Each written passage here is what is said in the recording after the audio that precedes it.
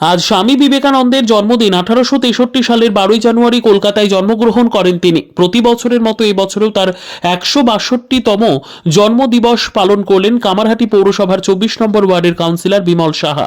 2013 সালে কামারহাটি পৌরসভার সামনে রথতলা মোড়ে প্রতিষ্ঠা করা হয় স্বামী বিবেকানন্দের একটি মূর্তি। প্রতিষ্ঠাকালের পর থেকে প্রতি বছর মূর্তিতে মালা পরিয়ে তার স্মৃতিচারণ করা হয়। এলাকার বহু বিশিষ্ট ব্যক্তিত্বদের সমারোহে সম্পন্ন হয় এই দিনের এই অনুষ্ঠান। সমাজে আজও স্বামী বিবেকানন্দের প্রতিটি বাণী কতটা প্রাসঙ্গিক সেই সম্পর্কে বিশেষ বক্তব্য রাখেন বিশিষ্ট সমাজসেবী রানা চ্যাটার্জি।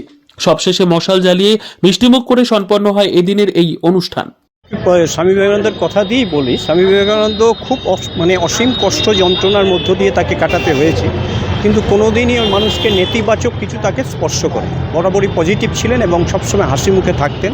এবং তাকে যখন বলা হয়েছিল আপনি সবসময় হাসি মুখে থাকেন কেন, তো উনি বলেছিলেন যে আমি অমৃতের পুত্র, আমরা তো সকলে অমৃতের পুত্র, আমরা হাসি মুখে থাকবো না কেন।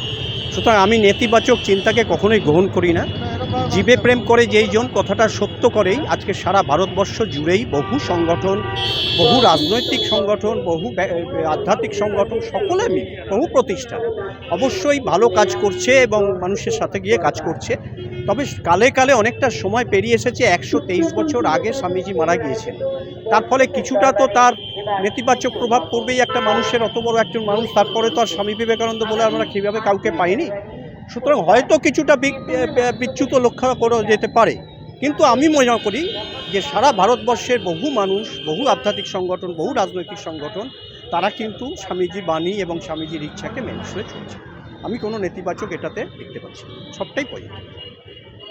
এই যে বারবার এই যে বিভিন্ন রাজ্য সরকারের যে প্রকল্পগুলো রয়েছে, একাধিক জনকল্যাণমূলক প্রকল্প, সেই প্রকল্পকে নিয়ে বারবার কটাক্ষ করছে বিরোধী দল, বিশেষত বিজেপি। না, এতে কটাক্ষ করার কিচ্ছু নেই। এরা যারা কটাক্ষ করছে তারা রাজনীতির জন্য করছে।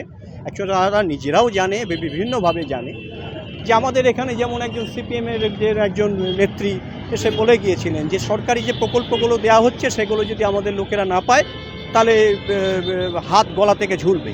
এই ধরনের মন্তব্য তো আমরা শুনেছি, কিন্তু তারা তো সেই সরকারি প্রকল্পের কথা নিয়েই বলছে। অর্থাৎ সরকারি প্রকল্প আছে, সরকারি প্রকল্পগুলো মানুষের কাছে লাগছে। এবং আপনি এই যে একটু আগে আপনি একটা প্রশ্ন করলেন বিমলবাবুকে যে স্বাস্থ্যসাথী কার্ড নিয়ে, স্বাস্থ্যসাথী কার্ড নিয়ে, আমি আপনাকে বলি যে আরজি করের একটা বিশাল কর্মকাণ্ড চলল। বিশাল কর্মকাণ্ডের সঙ্গে সরকারি হাসপাতালগুলোতে সমস্ত চিকিৎসা বন্ধ হয়ে গেল। সেই সময় কিন্তু বেসরকারি হাসপাতালগুলোতে 450 কোটি টাকার যে কাজ হয়েছে সেটা হলো স্বাস্থ্যসাথীর দৌলতে। সুতরাং সরকারি প্রত্যেকটা প্রকল্পগুলো আজকে প্রায় 86 লক্ষ কন্যাশ্রী প্রকল্পের সুবিধা পাচ্ছে। 86 লক্ষ, যেটা একদম আমাদের রাষ্ট্রসংঘের যেটা পুরস্কারপ্রাপ্ত এই কন্যাশ্রী প্রকল্প, 86 লক্ষ। আগামী দিনে ওটা 1 কোটি করবার পরিকল্পিত হয়েছে। সুতরাং সরকারি প্রকল্প নিয়ে যদি কেউ কটাক্ষ করে থাকে সেটা সম্পূর্ণ রাজনীতির খাতিরে, ভোটের খাতিরে, নিজেদের প্ল্যাটফর্মে পা রাখতে পারছে না, মঞ্চকে সুগঠিত করতে পারছে না। কিন্তু তৃণমূল কংগ্রেস, এই শাসক দল মমতা বন্দ্যোপাধ্যায়ের সুযোগ্য নেতৃত্বে এত সুন্দর কাজ করে যাচ্ছে, সেটাতে একটা ঈর্ষারকে বশত বলছে। সরকারি প্রকল্প চমৎকার কাজ করেছে। আজকে 12ই জানুয়ারি স্বামী বিবেকানন্দের আজকে 162তম জন্মদিন। আমরা প্রতি বছর এই যে বিবেকানন্দের মূর্তিটা দেখছেন কামারহাটি পৌরসভার ঠিক উল্টো দিকে, 2013 সালে 14ই এপ্রিল এই মূর্তির উদ্বোধন করা হয়।